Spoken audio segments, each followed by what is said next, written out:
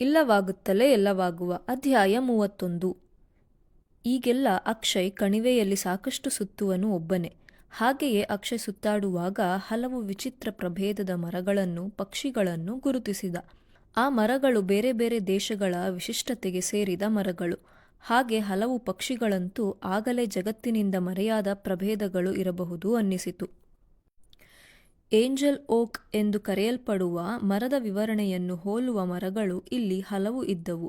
ಅಲ್ಲದೆ 3,500–4 ಸಾವಿರ ವರ್ಷಗಳು ಬಾಳುವ ಆಲಿವ್ ಮರಗಳು ಅಲ್ಲಿ ಕಾಣಿಸಿತು. ಅವುಗಳ ಕಾಂಡಗಳ ವಿಸ್ತಾರ ನೋಡುವಾಗಲೇ ಅವನಿಗೆ ಅವುಗಳೆಲ್ಲ ಅತಿ ಪುರಾತನ ಮರ ಇರಬಹುದು ಎಂದು ಅನ್ನಿಸಿತು. ಹಾಗೆಯೇ ಕೊಡೆಯ ಆಕಾರದಲ್ಲಿ ಬೆಳೆದು ನಿಂತಿರುವ ಡ್ರ್ಯಾಗನ್ ಬ್ಲಡ್ ಮರಗಳ ಸಾಲುಗಳು.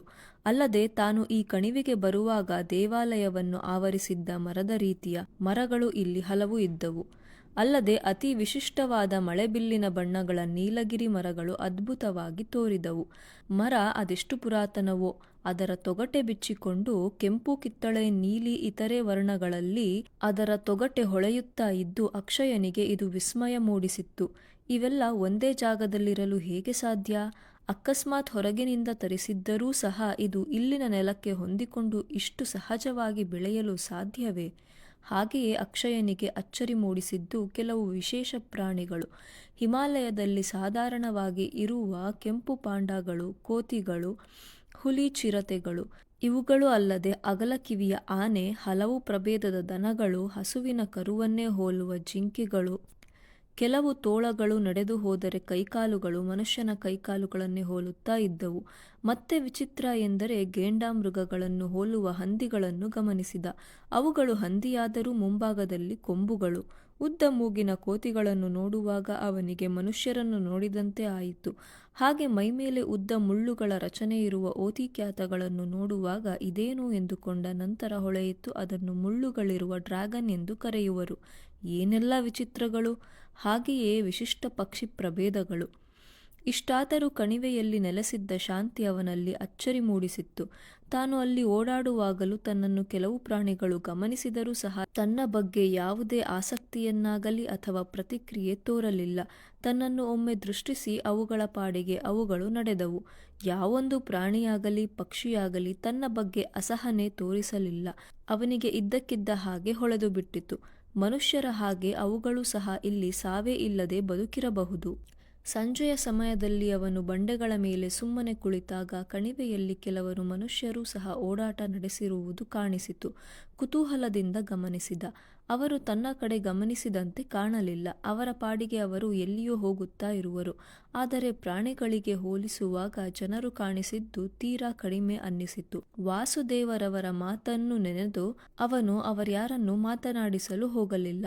ತನ್ನನ್ನು ಇಲ್ಲಿಗೆ ಕರೆತಂದು ಬಿಟ್ಟ ಏತಿ ದಾದ, ಅವನ ಹೆಸರು ಬಲ್ಲಭೆಂದರಲ್ಲ, ಅವನು ಸಹ ಪುನಃ ಕಾಣಿಸಲೇ ಇಲ್ಲ. 3 ದಿನಗಳು ಕಳೆದು ಹೋದವೇನೋ. ಅದು ಆಗಲೇ 4ನೆಯ ದಿನ. ಅಕ್ಷಯ್ ಅಲ್ಲಿ ಒಬ್ಬನೇ ಇರುವಾಗಲೂ ಒಮ್ಮೆಯೂ ಬೇಸರ ಅನ್ನಿಸಲಿಲ್ಲ. ಹಾಗೆ ಅಲ್ಲಿದ್ದ ತಾಳೆಗರಿಗಳನ್ನೆಲ್ಲ ಕುತೂಹಲಕ್ಕೆ ತಿರುವಿ ಹಾಕಿದ್ದ. ಬಹುತೇಕ ಸಂಸ್ಕೃತದಲ್ಲಿದ್ದವು. ಧಾರ್ಮಿಕ ಹಾಗೂ ಕಣಿವೆಗೆ ಸೇರಿದ ವಿಷಯಗಳೇ ಅಧಿಕ. ಕಾದಂಬರಿ ಅಥವಾ ಮನೋರಂಜನೆಯ ರೀತಿಯ ಪುಸ್ತಕಗಳು ಯಾವುದೂ ಇಲ್ಲ. ಅಕ್ಷಯ್ ಯೋಚಿಸಿದ. ಬಹುಶಃ ಹೊರಗಿನ ಲೋಕದ ಬಗ್ಗೆ ಪುಸ್ತಕಗಳು ಇಲ್ಲಿ ಇಡಲಾಗುವುದಿಲ್ಲ. ಅದನ್ನು ಓದುತ್ತಾ ನಮ್ಮ ಮನ ವಿಹ್ವಲಗೊಳ್ಳಬಹುದು. ಹೊರಗಿನ ಲೋಕಕ್ಕೆ ಹೋಗಲು ಮನಸ್ಸು ಹಾತೊರೆಯಬಹುದು ಎನ್ನುವ ಕಾರಣ ಇರಬಹುದು. ಆ ದಿನ ಸಂಜೆ ಹೊರಗೆ ಬಂದವನು ಸುತ್ತಾಡುವ ಬದಲು ಮೊದಲ ದಿನದ ಹಾಗೆ ಭವನದ ಮೇಲ್ಭಾಗದ ಬಂಡೆಯನ್ನು ಹತ್ತಿ ಕುಳಿತ. ಪಕ್ಷಿಗಳ ಚಿಲಿಪಿಲಿ, ಮುಳುಗುವ ಸೂರ್ಯ, ಆಕಾಶದಲ್ಲಿನ ಮೋಡಗಳ ಆಟ, ಬಣ್ಣಗಳ ಸೆಳೆತ ಎಲ್ಲವೂ ಅವನನ್ನು ಅಲ್ಲಿಯೇ ಕುಳಿತುಕೊಳ್ಳಲು ಪ್ರೇರೇಪಿಸಿದವು. ಎಷ್ಟು ಕಾಲ ಕುಳಿತನೋ. ನಂತರ ಒಳಗೆ ಹೋಗಲು ಎದ್ದವನು ನಿಧಾನಕ್ಕೆ ನಡೆದು ಒಳಬಂದ. ಒಳಗೆ ಯಾರೋ ಇದ್ದಾರೆ. ಗಮನಿಸಿದ. ಓಹೋ, ವಾಸುದೇವಮೂರ್ತಿಗಳು. ತಾನು ಮೊದಲ ದಿನ ಒಳಗೆ ಬರುವಾಗ ಯಾವ ಜಾಗದಲ್ಲಿ ಕುಳಿತಿದ್ದರೋ ಅಲ್ಲಿಯೇ ಇಂದೂ ಸಹ ಕುಳಿತಿದ್ದಾರೆ. ನಮಸ್ತೆ, ನೀವು ಬಂದಿದ್ದು ತಿಳಿಯಲಿಲ್ಲ.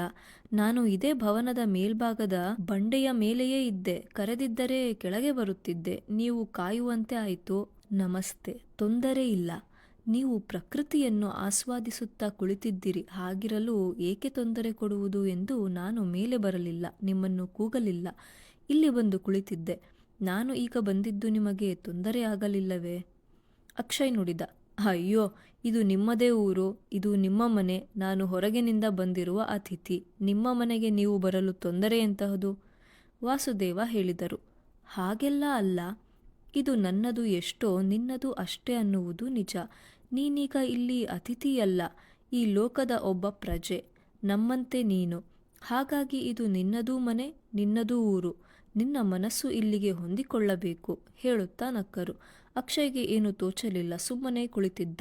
ಅಲ್ಲದೆ 4 ದಿನದಿಂದ ಮೌನ, ಯಾರ ಕೈಲೂ ಸಹ ಯಾವ ಮಾತನಾಡಲಿಲ್ಲ. ಒಮ್ಮೆಲೆ ಬಾಯಿ ಬಿಟ್ಟು ಮಾತನಾಡಲು ಏನೋ ತಡೆಯುತ್ತಾ ಇದ್ದಿತು. ನಿಮಗೆ ದೇಹಾಲಸ್ಯ ಯಾವುದೂ ಇಲ್ಲ ಅಂದುಕೊಳ್ಳುವೆ. ಆಹಾರವಿಲ್ಲದೆ ಬದುಕುತ್ತಾ ಇರುವುದು ಆಯಾಸ ಅನ್ನಿಸುತ್ತಾ ಇಲ್ಲವೇ? ವಾಸುದೇವ ಕೇಳಿದರು.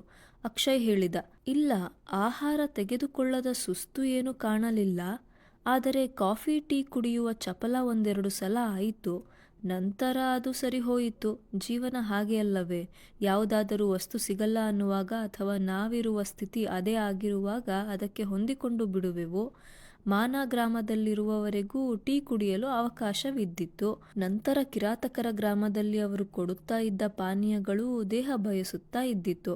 ಈಗ ಇಲ್ಲಿ ಏನೂ ಇಲ್ಲ ಅನ್ನುವಾಗ ಚಪಲ ಸಹ ಕಡಿಮೆ ಆಯಿತು. ವಾಸುದೇವ ನಸುನಕ್ಕರು. ಸರಿಯಾಗಿ ಅರ್ಥ ಮಾಡಿಕೊಂಡಿರುವೆ. ಯಾವುದು ಸಿಗುವುದಿಲ್ಲವೋ ಅದಕ್ಕೆ ದೇಹ ಮನಸ್ಸು ಕ್ರಮೇಣ ಹೊಂದಿಕೊಳ್ಳುವುದು. ಹಾಗೆ ಸಿಗುವ ಹಾಗಿದ್ದರೆ ಯಾವುದೇ ಚಪಲಗಳಿಗೂ ಮನ ತೆರೆದುಕೊಳ್ಳುವುದು. ಕಾಫಿ ಟೀ ಇವುಗಳೆಲ್ಲ ನಮ್ಮ ಅವಶ್ಯಕತೆಗಳು ಏನಲ್ಲ. ನೀನು ಇನ್ನು ಸುಮಾರು 10 ದಿನ ಇದೇ ರೀತಿ ಇರಬೇಕಾಗುತ್ತದೆ. ಕಡೆಯಲ್ಲಿ ಸ್ವಲ್ಪ ಆಯಾಸ ಅನಿಸಬಹುದು. ಹಾಗೆ ತೀರಾ ಅನಿಸಿದರೆ ಹೇಳಬಹುದು. 15 ದಿನ ಕಳೆದ ನಂತರ ಇಲ್ಲಿನ ಆಹಾರ ಕ್ರಮಕ್ಕೆ ದೇಹವನ್ನು ಒಗ್ಗಿಸಬೇಕಾಗುತ್ತದೆ. ಅಕ್ಷಯ್ ಕೇಳಿದ, ಇಲ್ಲಿನ ಆಹಾರ ಕ್ರಮ ಎಂದರೇನು? ಸಾಮಾನ್ಯ ಇಲ್ಲಿ ಆಹಾರ ಎಂದರೆ ಹಣ್ಣುಗಳು ಜಾಸ್ತಿ, ಕೆಲವು ಗೆಡ್ಡೆ ಗೆಣಸು, ಆಲೂಗೆಡ್ಡೆ ಇಂತಹವನ್ನು ಸೇವಿಸಬಹುದು. ಅಲ್ಲದೆ ಇಲ್ಲಿನ ವಿಶೇಷ ಪಾನೀಯ ಅಮೃತಧಾರದ ನೀರು ಸೇವಿಸಬೇಕು, ವಾಸುದೇವಮೂರ್ತಿ ಹೇಳಿದರು. ಅಕ್ಷಯ್ ಕೇಳಿದ ಆಶ್ಚರ್ಯದಿಂದ, ಅಂದರೆ ಇಲ್ಲಿ ದೇವತೆಗಳು ಸೇವಿಸುವ ಅಮೃತ ದೊರೆಯುವುದೇ? ವಾಸುದೇವ ನಗುತ್ತಿದ್ದರು. ಅಷ್ಟೊಂದು ಆಶ್ಚರ್ಯ ಪಡಲು ಏನಿದೆ? ಯಾವುದು ನಮ್ಮ ಆರೋಗ್ಯ ಆಯಸ್ಸು ಹೆಚ್ಚಿಸುತ್ತದೆ ಅದು ಅಮೃತ ಆಗಿರುತ್ತದೆ. ಹಿಮಾಲಯದ ಈ ಕಣಿವೆ ಸಹಸ್ರಾರು ಮರಗಳು, ಪೊದೆಗಳು, ಮೂಲಿಕೆಗಳನ್ನು ಹೊಂದಿದೆ. ಇಲ್ಲಿ ಹರಿಯುವ ನೀರು ಈ ಮೂಲಿಕೆಗಳ ಮೇಲೆಲ್ಲ ಹರಿದು ಬರುವುದು. ಅದರಲ್ಲಿ ಸಂಜೀವಿನಿ ಮೂಲಿಕೆ ಸಹ ಇರಬಹುದು. ಇಂತಹ ನೀರನ್ನು ನಿಯಮಿತವಾಗಿ ಕುಡಿಯುತ್ತಾ ನಮ್ಮ ದೇಹ ತನ್ನ ಸ್ಥಿಮಿತತೆ, ಆರೋಗ್ಯ, ವಯಸ್ಸು ಎಲ್ಲವನ್ನು ಕಾಯ್ದುಕೊಳ್ಳಲು ಸಹಾಯಕ. ಅದನ್ನೇ ನೀನು ಅಮೃತ ಎಂದು ಕರೆದರೆ ತಪ್ಪೇನಿಲ್ಲ. ಅಥವಾ ದೇವತೆಗಳು ಕುಡಿಯುತ್ತಾ ಇದ್ದ ಅಮೃತ ಸಹ ಹೀಗೆ ಏನೋ ಒಂದು ಪಾನೀಯ ಆಗಿರುತ್ತದೆ. ಅಕ್ಷಯ್ ಕೇಳಿದ, ಇಂತಹ ಪಾನೀಯ ಅಥವಾ ಅಮೃತ ಅದನ್ನು ಇಲ್ಲಿ ಎಲ್ಲಿ ಕೊಡುವರು? ಯಾರು? ವಾಸುದೇವ ಮತ್ತೊಮ್ಮೆ ನಕ್ಕರು. ಇಲ್ಲ, ಇಲ್ಲಿ ಹಾಗೆಲ್ಲ ಯಾರೋ ಒಬ್ಬರು ಹಂಚುವುದು, ಎಲ್ಲರೂ ಸರತಿಯ ಸಾಲಿನಲ್ಲಿ ನಿಂತು ಪಡೆಯುವುದು, ಇದನ್ನೆಲ್ಲ ಊಹೆ ಮಾಡಿಕೊಳ್ಳಬೇಡ. ಇಲ್ಲಿ ಗುಹೆಗಳಲ್ಲಿ ನೀರು ಸಹಜವಾಗಿ ತೊರೆಗಳ ರೀತಿ ಹರಿದು ಹೋಗುವುದು. ಅವುಗಳಿಗೆ ಯಾವುದೇ ಅಡ್ಡಿ ಇಲ್ಲ. ಅಂತಹ ಕೆಲವು ಗುಹೆಗಳಿವೆ. ಅಂತಹ ನೀರು ಎಷ್ಟು ಕುಡಿದರೆ ನಿನ್ನ ದೇಹ ಧರ್ಮಕ್ಕೆ ಒಳ್ಳೆಯದು ಎಂದು ಮಾತ್ರ ತಿಳಿಸಲಾಗುವುದು. ಅದನ್ನು ನಿಯಮಿತವಾಗಿ ನೀನೇ ಅನುಸರಿಸಬೇಕು. ಅಕ್ಷಯ್ ಕೇಳಿದ, ಅಕಸ್ಮಾತ್ ಹೇಳಿದ ಪ್ರಮಾಣಕ್ಕಿಂತ ಜಾಸ್ತಿ ಕುಡಿದರೆ? ವಾಸುದೇವ ಗಂಭೀರವಾಗಿ ಹೇಳಿದರು. ಅತಿಯಾದರೆ ಅಮೃತವು ವಿಷ ಅಲ್ಲವೇ? ಅಕ್ಷಯ್ ಮೌನವಾಗಿದ್ದ. ವಾಸುದೇವ ಮತ್ತೆ ಕೇಳಿದರು, ಮತ್ತೇನು ಅಕ್ಷಯ್, ಇಲ್ಲಿ ಹೇಗೆ ಅನಿಸುತ್ತದೆ? ಅಕ್ಷಯ್ ಹೇಳಿದ, ಏನೂ ತೊಂದರೆ ಇಲ್ಲ ವಾಸುದೇವರವರೇ. ಆದರೆ ಎಷ್ಟು ದಿನ ನಾನು ಏನೂ ಮಾಡದೆ ಹೀಗೆ ಕಳೆಯಲು ಸಾಧ್ಯ ಎನ್ನುವ ಪ್ರಶ್ನೆ ನನ್ನನ್ನು ಕಾಡಿದೆ. ಮನುಷ್ಯ ಎನ್ನುವಾಗ ಯಾವುದಾದರೂ ಕೆಲಸದಲ್ಲಿ ತೊಡಗಿಕೊಂಡಿರಬೇಕು. ಇಷ್ಟು ದಿನವಂತೂ ನನಗೆ ಬೇಸರ ಅನ್ನಿಸಲಿಲ್ಲ. ಮುಂದೆ ಹೇಗೆ? ಅಲ್ಲದೆ ಇಲ್ಲಿ ನನ್ನ ವಾಸ ಎಷ್ಟು ದಿನ ಅದೂ ಸಹ ತಿಳಿದಿಲ್ಲ. ವಾಸುದೇವ ಹೇಳಿದರು, ಒಳ್ಳೆಯದು. ಕಡೆಯ ಪ್ರಶ್ನೆಗೆ ಮೊದಲು ಉತ್ತರಿಸುವೆ. ಒಳಗೆ ಒಮ್ಮೆ ಪ್ರವೇಶ ಪಡೆದ ನಂತರದಲ್ಲಿ ನಿನ್ನನ್ನು ಯಾರೂ ಹೊರಗೆ ಕಳಿಸಲಾಗದು. ನಿನ್ನಿಂದ ಇಲ್ಲಿ ಯಾರಿಗಾದರೂ ತೊಂದರೆ ಅನಿಸಿದಾಗ ಮಾತ್ರ ಅದು ಸಾಧ್ಯ. ಆದರೆ ಇಲ್ಲಿನವರೆಗೂ ಹಾಗೆ ಯಾರೂ ಹೊರಗೆ ಹೋದ ಉದಾಹರಣೆ ಇಲ್ಲ. ಅಕ್ಷಯ್ ಕೇಳಿದ, ಅಂದರೆ ಇಲ್ಲಿಂದ ನಾವೇ ಇಷ್ಟಪಟ್ಟರೂ ಹೊರಗೆ ಹೋಗಲು ಸಾಧ್ಯ ಇಲ್ಲವೇ? ಏಕೆಂದರೆ ಅದು ಸೆರೆಮನೆ ಅನ್ನಿಸುತ್ತದೆ. ವಾಸುದೇವ ಹೇಳಿದರು, ನಿಜ ಅಕ್ಷಯ್, ಹಾಗೆ ಕಟ್ಟಿ ಹಾಕಿದರೆ ಅದು ಸೆರೆಮನೆಯಾಗುತ್ತದೆ. ಇಲ್ಲಿಂದ ಹೊರಗೆ ಹೋದರೆ ಅದರಿಂದ ಹೋದವರಿಗೆ ತೊಂದರೆ ಆಗುವ ಸಾಧ್ಯತೆ ಇರುತ್ತದೆ. ಅದನ್ನು ವಿವರಿಸಿ ಎಚ್ಚರಿಸುವುದಷ್ಟೇ ನಮ್ಮ ಕರ್ತವ್ಯ ಆಗಿರುವುದು. ಹಾಗೆಂದು ಬಲವಂತವಾಗಿ ಉಳಿಸಿಕೊಳ್ಳಲು ಸಾಧ್ಯವಿಲ್ಲ. ಅದು ವ್ಯಕ್ತಿಗತ ಸ್ವಾತಂತ್ರ್ಯ. ಇವತ್ತು ಸಾಕಷ್ಟು ಮಾತನಾಡಿದೆವು ಅನ್ನಿಸುತ್ತದೆ. ಇನ್ನೂ 1-2 ದಿನ ಕಳೆದು ನಂತರ ನೀನು ಎಲ್ಲಿ ಬೇಕಾದರೂ ಓಡಾಡಬಹುದು. ಅಕ್ಷಯ್ ಕೇಳಿದ. ಅಂದರೆ ಬೇರೆ ಭವನಗಳಿಗೂ ಪ್ರವೇಶ ಮಾಡಬಹುದೇ? ಅಲ್ಲಿ ಬೇರೆ ಯಾರಾದರೂ ವಾಸ ಇದ್ದರೆ? ವಾಸುದೇವ ಹೇಳಿದರು. ಇಲ್ಲಿ ಯಾವ ಜಾಗವೂ ಯಾರ ಸ್ವತ್ತು ಎನ್ನುವ ರೀತಿ ಇಲ್ಲ. ಯಾರು ಎಲ್ಲಿ ಬೇಕಿದ್ದರೂ ಚಲಿಸುವ, ಇರುವ, ತಿನ್ನುವ ಸ್ವಾತಂತ್ರ್ಯ ಇದೆ. ಹಾಗೆ ಕೆಲವು ಕರ್ತವ್ಯ ಇದೆ. ಅದರಲ್ಲಿ ಬಹಳ ಮುಖ್ಯ ಬೇರೆಯವರ ಸ್ವಾತಂತ್ರ್ಯಕ್ಕೆ ಭಂಗ ತರದೇ ಇರುವುದು. ನಮ್ಮ ನಡೆಗಳಿಂದ ಬೇರೆಯವರಿಗೆ ತೊಂದರೆ ಆಗದ ಹಾಗೆ ಎಚ್ಚರಿಕೆ ವಹಿಸುವುದು. ಅಕ್ಷಯ್ ತಲೆ ಆಡಿಸಿದ ಮೌನವಾಗಿ. ವಾಸುದೇವ ಅಲ್ಲಿಂದ ಹೊರಟರು. ಹೋಗುವಾಗ ಮತ್ತೆ ಹೇಳಿದರು, 1-2 ದಿನ ಅನಂತರದಲ್ಲಿ ಮತ್ತೊಬ್ಬರು ಬಂದು ನಿನ್ನನ್ನು ಭೇಟಿಯಾಗಬಹುದು. ನಿನಗೆ ಮುಂದಿನ ವಿಷಯ ತಿಳಿಯುತ್ತದೆ. ಅಕ್ಷಯ್ಗೆ ಈಗ ಹೆಚ್ಚು ಆತಂಕ ಅನಿಸಲಿಲ್ಲ. ಇಲ್ಲಿ ತೀರಾ ಹೆಚ್ಚು ಯೋಚಿಸುವ ವಿಷಯಗಳು ಏನೂ ಇಲ್ಲ. ಎಲ್ಲವೂ ಸಹಜವಾಗಿ ತಿಳಿಸಲ್ಪಡುತ್ತದೆ, ಯಾವುದೇ ನಿರೀಕ್ಷೆ ಅಥವಾ ಒತ್ತಡ ಇಲ್ಲದೆ. ಅದು ಅವನಿಗೆ ಅರ್ಥ ಆಗಿತ್ತು. ವಾಸುದೇವ ತಿಳಿಸಿದ ಹಾಗೆ ಕೆಲವು ದಿನ ಓಡಾಡಿಕೊಂಡಿರುವುದು ನಂತರದಲ್ಲಿ ನನಗೆ ಏನಾದರೂ ಕೆಲಸ ವಹಿಸಬಹುದು ಅನ್ನಿಸಿತು. ಮತ್ತೊಮ್ಮೆ ಅನಿಸಿತು, ಇಲ್ಲಿಯೂ ಸಹ ಎಂಥದೋ ಒಂದು ಕೆಲಸ ಮಾಡಿಕೊಂಡಿರುವುದು ಎನ್ನುವುದಾದರೆ ಬೆಂಗಳೂರಿಗೂ ಇಲ್ಲಿಗೂ ಏನು ವ್ಯತ್ಯಾಸ ಉಳಿಯಿತು? ನಾನು ಏನೆಲ್ಲ ಕಲ್ಪನೆ ಮಾಡಿಕೊಳ್ಳುವುದು ಬೇಡ, ಅವರಾಗೆ ವಿಷಯ ತಿಳಿಸಲಿ ಎಂದುಕೊಂಡ. ಈಗ ಅಕ್ಷಯ್ಗೆ ಹೆಚ್ಚು ಸ್ವತಂತ್ರ ಇದ್ದಿತು. ಅವನು ಎಲ್ಲೆಡೆ ತಿರುಗುವನು. ಕೆಲವೊಮ್ಮೆ ಕೆಲವು ಭವನದೊಳಗೆ ಹೋಗಿ ನೋಡಿ ಬರುವನು. ಅಲ್ಲಿ ಭವನ ಎನ್ನುವಾಗಲೂ ಅದು ನೆಲದೊಳಗಿನ ಕಲ್ಲಿನ ರಚನೆಗಳು. ಭವನಗಳ ಮೇಲೆ ಕಲ್ಲಿನ ಬಂಡೆಗಳು ಇದ್ದು ದೂರದಿಂದ ನೋಡುವಾಗ ಅದೆಲ್ಲ ಕಲ್ಲಿನ ಗುಡ್ಡಗಳ ಹಾಗೆ ಕಾಣಿಸುವುದು. ಕಲ್ಲಿನ ಬೆಟ್ಟಗಳಾದರೂ ಹಗಲಿನಂತೆ ರಾತ್ರಿ ಗೋಚರಿಸುವುದಿಲ್ಲ. ಅದೇ ಅಕ್ಷಯನಿಗೆ ಆಶ್ಚರ್ಯ. ಹಗಲು ಸಾಧಾರಣ ಕಲ್ಲಿನಂತೆ ಕಾಣುವ ಅವು ರಾತ್ರಿಯ ವೇಳೆ ಹೊರಗಿನಿಂದ ಚಿನ್ನದ ವರ್ಣದಲ್ಲಿ ಕಂಡರೆ ಭವನದ ಒಳಗೆ ಮಾತ್ರ ತಿಳಿ ನೀಲಿ ಬೆಳಕು ಚೆಲ್ಲುವಂತೆ ಬೆಳಗುತ್ತಾ ಇದ್ದವು. ಮತ್ತೊಮ್ಮೆ ವಾಸುದೇವ ಅವರನ್ನು ಕಾಣುವಾಗ ಈ ಬಗ್ಗೆ ಕೇಳಬೇಕು ಅಂದುಕೊಂಡ. ಆಮೇಲೆ ಯೋಚಿಸಿದ, ಅದೇನೋ ಅವರು ಎದುರು ಬರುವಾಗ ಮನದಲ್ಲಿರುವ ಪ್ರಶ್ನೆಗಳೆಲ್ಲ ಅಲ್ಲಲ್ಲಿಯೇ ಅಡಗಿ ಹೋಗುವುದು. ಏನು ಕೇಳಬೇಕು ಅನ್ನಿಸುವುದಿಲ್ಲ. ಇಲ್ಲಿ ಅದೇಕೋ ಯಾವ ಪ್ರಶ್ನೆಗಳು ಹೆಚ್ಚು ಕಾಲ ಕಾಡುವುದಿಲ್ಲ ಅನ್ನಿಸುತ್ತದೆ ಎಂದುಕೊಂಡ.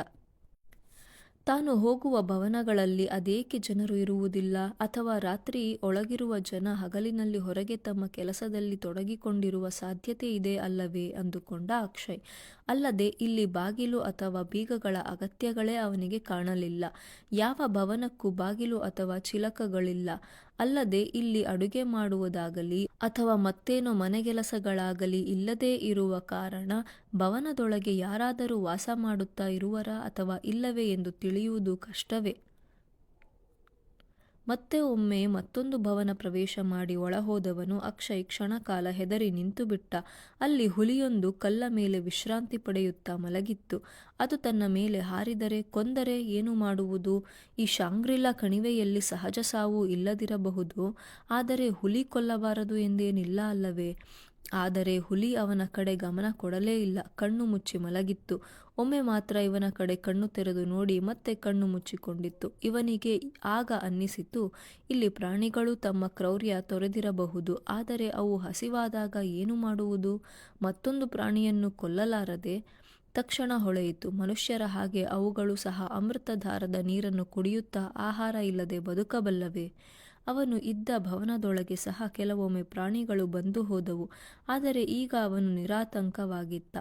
ಅಕ್ಷಯ್ಗೆ ಅರ್ಥ ಆಗಿತ್ತು, ಇಲ್ಲಿ ಪ್ರಾಣಿಗಳು ಸಹ ಮತ್ತೊಬ್ಬರಿಗೆ ತೊಂದರೆ ಕೊಡದೆ ಹೊಂದಿಕೊಂಡಿವೆ. ಹೀಗೆ ಓಡಾಡುತ್ತಾ ಅಕ್ಷಯ್ ದೊಡ್ಡದೊಂದು ಭವನದ ರಚನೆ ಪ್ರವೇಶಿಸಿದ. ಹೊರಭಾಗದಲ್ಲಿ ಜನ ಇಲ್ಲ ಅನ್ನುವಾಗಲೂ ಒಳಗಿನ ಕೋಣೆಗಳಲ್ಲಿ ಕಲ್ಲಿನ ಹಾಸಿನ ಮೇಲೆ ಕೆಲವರು ಧ್ಯಾನಕ್ಕೆ ಕುಳಿತಿರುವುದು ಕಾಣಿಸಿತು. ಅವನಿಗೆ ಆಶ್ಚರ್ಯ ಅನ್ನಿಸಿದ್ದು, ಅಲ್ಲಿ ಕುಳಿತಿರುವ ಅವರ್ಯಾರೂ ಅವನನ್ನು ಅವನ ಭವನದ ಒಳಗಿನ ಓಡಾಟವನ್ನು ಗಮನಿಸಲೇ ಇಲ್ಲ ಅನ್ನಿಸಿತು. ತೀರಾ ಒಳಗೆ ಅನ್ನುವಂತೆ ಹೋದ. ಅಲ್ಲೆಲ್ಲ ಬೆಳಕು ಕಡಿಮೆ. ತೀರಾ ಹಗಲಿನಲ್ಲೇ ತಿಳಿನೀಲ ವರ್ಣದ ಬೆಳಕು. ಅಂದರೆ ಅಲ್ಲಿ ಹಗಲಿಗೂ ರಾತ್ರಿಗೂ ಹೆಚ್ಚು ವ್ಯತ್ಯಾಸ ಏನೂ ಇರದು. ಅಲ್ಲಿ ಹಲವಾರು ಜನ ಕಲ್ಲಿನ ಹಾಸಿನ ಮೇಲೆ ಧ್ಯಾನಕ್ಕೆ ಕುಳಿತಿರುವುದು ಕಾಣಿಸಿತು. ಪ್ರತಿಯೊಬ್ಬರೂ ಕುಳಿತುಕೊಳ್ಳಲು ಅನುಕೂಲವಾಗುವಂತೆ ಕಲ್ಲಿನ ಮಂಟಪಗಳ ರೀತಿಯ ರಚನೆ. ಕೆಳಗೆ ಕಲ್ಲಿನ ಹಾಸಿನ ಬಿಳಿಯ ಬಣ್ಣ, ಮೇಲಿನ ತಿಳಿನೀಲಿ ಬಣ್ಣದ ಬೆಳಕು ಕೆಳಗೆ ಇಳಿಯುತ್ತಾ ಇರುವಂತೆ ಕಾಣುವ ಸಣ್ಣ ಸಣ್ಣ ಕಲ್ಲಿನ ಮಂಟಪಗಳಲ್ಲಿ ಹಲವಾರು ಜನ. ಅವನು ಅದೇಕೋ ಅವರನ್ನೆಲ್ಲ ಎಣಿಸಲೂ ಹೋಗಲಿಲ್ಲ. ಮತ್ತೆ ಮುಂದುವರೆದಂತೆ ಅಕ್ಷಯ್ ಅಚ್ಚರಿಯಿಂದ ನಿಂತುಬಿಟ್ಟ. ಅವನ ಎದುರಿಗೆ ಕುಳಿತಿದ್ದ ಧ್ಯಾನ ಮಾಡುತ್ತಾ ಇದ್ದ ಕೆಲವರು ನೆಲದ ಮೇಲೆ ಕುಳಿತಿರದೆ ಗಾಳಿಯಲ್ಲಿ ತೇಲುತ್ತಾ ಇರುವಂತೆ ಗೋಚರಿಸಿದರು. ನಿಜಕ್ಕೂ ಅಚ್ಚರಿ, ನೆಲದ ಮೇಲೆ 3-4 ಅಡಿ ಎತ್ತರದಲ್ಲಿ ಗಾಳಿಯಲ್ಲಿ ಕುಳಿತಂತೆ ಇದ್ದಾರೆ. ಅವರ ಕಣ್ಣು ಮುಚ್ಚಿದೆ, ಮುಖದಲ್ಲಿ ಶಾಂತ ಭಾವ. ಇವೆಲ್ಲ ಹಿಪ್ನೋಟಿಸಂ ರೀತಿಯ ದೃಶ್ಯಗಳ ಅಥವಾ ತಾಂತ್ರಿಕ ವಿದ್ಯೆಗಳ ಅಥವಾ ಐಂದ್ರಜಾಲಿಕರಂತೆ ಏನಾದರೂ ತಂತ್ರದ ಸಹಾಯ ಪಡೆದು ಹೀಗೆ ಗಾಳಿಯಲ್ಲಿ ನಿಂತು ನನಗೆ ಮೋಸ ಮಾಡುತ್ತಾ ಇರುವರಾ? ಮರುಕ್ಷಣವೇ ಅಕ್ಷಯ್ ಯೋಚಿಸಿದ, ಛೇ, ಇದೇನು ನನ್ನ ಯೋಚನೆ? ಅವರು ಹಿಪ್ನೋಟಿಸಂ ಆಗಲಿ ಅಥವಾ ಐಂದ್ರಜಾಲವಾಗಲಿ ಏನೋ ಇರಲಿ, ಅದನ್ನು ನನ್ನ ಮೇಲೆ ಪ್ರಯೋಗಿಸುವ ಅಗತ್ಯವಾದರೂ ಏನಿದೆ? ನನಗೆ ಮೋಸ ಮಾಡಿದರೆ ಅವರಿಗೆ ಆಗುವ ಲಾಭವೇನು? ಅವರೆಲ್ಲ ಮೋಸ ಮಾಡಿ ನನ್ನಿಂದ ಪಡೆಯುವುದು ಏನೂ ಇಲ್ಲ ಅಲ್ಲವೇ? ಅಲ್ಲಿಗೆ ಇವೆಲ್ಲ ಸತ್ಯ, ಕಣ್ಣ ಎದುರಿಗಿನ ದೃಶ್ಯಗಳು. ಇವೆಲ್ಲ ನನ್ನ ಭ್ರಮೆಯಾಗಿರಲು ಸಾಧ್ಯವಿಲ್ಲ. ಅಥವಾ ಅವರು ಕುಳಿತಿರುವ ಜಾಗದ ಪ್ರಭಾವದಿಂದ ಇದು ಸಾಧ್ಯವಾಗಿರಬಹುದೇನೋ? ಈ ಕಲ್ಲಿನ ರಚನೆಯ ಪರಿಣಾಮದಿಂದ ಅವರ ಮೇಲೆ ಭೂಮಿಯ ಆಕರ್ಷಣಾ ಶಕ್ತಿ ಕೆಲಸ ಮಾಡುತ್ತಾ ಇಲ್ಲದಿರಬಹುದು. ಹೀಗೆಲ್ಲ ಯೋಚಿಸುತ್ತಾ ಅಕ್ಷಯ್ ತಾನು ಹೊರಬಂದ. ಹೀಗೆ ಹಲವು ವಿಚಿತ್ರಗಳನ್ನು ನೋಡುತ್ತಾ ತಪಸ್ಸು ಧ್ಯಾನದಲ್ಲಿ ಇರುವ ಕೆಲವರನ್ನು ಕಾಣುವಂತೆಯೇ ಇತರ ಕೆಲಸಗಳಲ್ಲಿ ತೊಡಗಿರುವ ಕೆಲವರನ್ನೂ ಸಹ ಕಂಡ. ಅವುಗಳಲ್ಲಿ ಮುಖ್ಯವಾಗಿ ಕಂಡಿದ್ದು ವ್ಯವಸಾಯ. ವ್ಯವಸಾಯ ಎಂದರೆ ತನ್ನ ಊರಿನಂತೆ ದನಗಳ ಮೂಲಕ ಉಳುಮೆ ಮಾಡುವುದು, ನೀರು ಹರಿಸುವುದು, ಬೀಜ ಹಾಕು, ಗೊಬ್ಬರ ಹಾಕು ಆ ರೀತಿ ಅಲ್ಲ. ಅತ್ಯಂತ ಸಹಜ ವ್ಯವಸಾಯ. ಹಲವು ಹಣ್ಣುಗಳ, ಹೂವುಗಳ ಬೀಜಗಳನ್ನು ಸಂಗ್ರಹಿಸಿ ಅದನ್ನು ಬೆಳೆಯಲು ಅನುಕೂಲವಾಗುವಂತೆ ಮತ್ತೊಂದೆಡೆ ಹಾಕುವರು. ಅವುಗಳಿಗೆ ಹರಿಯುವ ನೀರು ಸಹಜವಾಗಿ ದೊರಕುವಂತೆ ಮಾಡುವರು. ಹೀಗಾಗಿ ಅಲ್ಲಿನ ಗಿಡಗಳಿಗೆ ನೀರುಣಿಸು, ಗೊಬ್ಬರ ಹಾಕು ಎನ್ನುವ ಪ್ರಸಕ್ತಿಯೇ ಇರಲಿಲ್ಲ. ಅಲ್ಲಿದ್ದ ಮರದ ಕಡ್ಡಿಯನ್ನು ಉಪಯೋಗಿಸಿ ಮಣ್ಣನ್ನು ಕೆದಕಿ ಬೀಜ ಹಾಕಿ ಮುಚ್ಚುವುದು. ಹಾಗೆ ಮರಗಳ ನಡುವೆ ಜಾಗಗಳನ್ನು ನೋಡಿ ಕೆಲವು ಗೆಡ್ಡೆ ಗೆಣಸು, ಆಲೂಗೆಡ್ಡೆ ಇಂತಹವುಗಳನ್ನೆಲ್ಲ ಹಾಕುವುದು. ಅವೆಲ್ಲ ತಾವಾಗೇ ಚಿಗುರಿ ಫಲ ಬಿಡಬೇಕು. ನೀರು, ಮಣ್ಣು ಹೊರತು ಮತ್ತೇನೂ ಇಲ್ಲ. ಅದೂ ಸಹ ಇವರು ಒದಗಿಸುವುದಲ್ಲ, ತಾನಾಗೆ ಸಹಜವಾಗಿ ಹರಿಯುವ ನೀರಿನಿಂದ. ಒಂದು ಕಡೆ ಮಾತ್ರ ಕೆಲವರು ಬಟ್ಟೆಗಳನ್ನು ತಯಾರಿಸುವ, ಹೊಲೆಯುವ ಕೆಲಸ ಮಾಡುತ್ತಾ ಇದ್ದರಾದರೂ ಅದು ಯಾವ ರೀತಿಯ ತಂತ್ರ ಎಂದು ಅವನಿಗೆ ಅರಿವಾಗಲಿಲ್ಲ. ಅದು ಯಂತ್ರಗಳ ರೀತಿ ಸಹ ಕಾಣಲಿಲ್ಲ. ಹೊರಗಿನ ಕೈಮಗ್ಗಗಳ ರೀತಿ ಇರುವುದಾದರೂ ಅದು ಭಿನ್ನವಾಗಿತ್ತು. ಅಲ್ಲದೆ ಬಟ್ಟೆಯ ಮೂಲ ವಸ್ತು ಏನು, ಹತ್ತಿ ಇರಬಹುದು ಅಥವಾ ಮತ್ತೇನೋ, ಅದು ಅವನಿಗೆ ಕಾಣಿಸಲಿಲ್ಲ. ಕೆಲವು ದಿನ ಇವುಗಳನ್ನೆಲ್ಲ ನೋಡುತ್ತಾ ಓಡಾಡುವುದು ಅವನ ಕೆಲಸವಾಯಿತು. ಕೆಲವರ ಜೊತೆ ನಗುತ್ತಾ ಮಾತನಾಡಿಸಿ ವಿಷಯ ತಿಳಿಯಲು ಪ್ರಯತ್ನಿಸಿದ. ಅವರು ಇವನಿಗೆ ವಿವರಣೆ ನೀಡಿದರು. ಆದರೂ ಅವರ ಭಾಷೆ, ಉಚ್ಚಾರಣೆ ಇವನಿಗೆ ಅರ್ಥವಾಗುವುದು ಕಷ್ಟವೆನಿಸಿತು. ಈಗ ಅಕ್ಷಯ್ 2-3 ದಿನ ಕಳೆದು ತನ್ನ ಬಳಿ ಬರುವ ಮತ್ತೊಬ್ಬ ವ್ಯಕ್ತಿಗಾಗಿ ಕಾಯುತ್ತಾ ಇದ್ದ.